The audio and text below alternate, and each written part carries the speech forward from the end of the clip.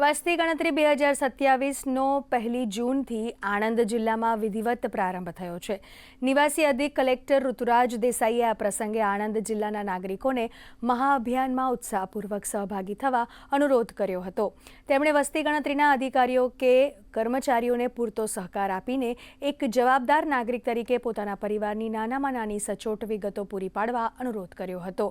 1 જૂન 2026થી શરૂ થયેલી વસ્તી ગણતરીની પ્રથમ તબક્કાની કામગીરી 30 જૂન સુધી ચાલશે.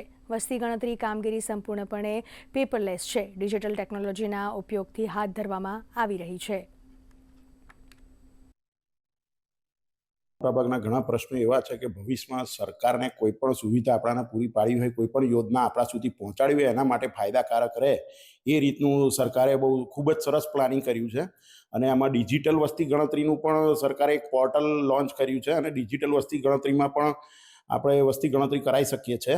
ગણતરીદાર તરીકે જે વ્યક્તિને મૂકેલા છે એ વ્યક્તિ આપણા ઘરની મુલાકાત લેશે અને અલગ અલગ પ્રકારના લગભગ 34 પ્રશ્નો છે એની આપણી પાસેથી માહિતી માગશે. રાષ્ટ્રના વિકાસ માટે વસ્તી ગણતરી છે એ પાયાની ભૂમિકા ભજવે છે. એનાથી ભવિષ્યમાંનું પ્લાનિંગ થઈ શકે છે. તેથી આપ સૌને વિનંતી છે કે આપની સચોટ અને સાચી માહિતી પૂરી પાડશો.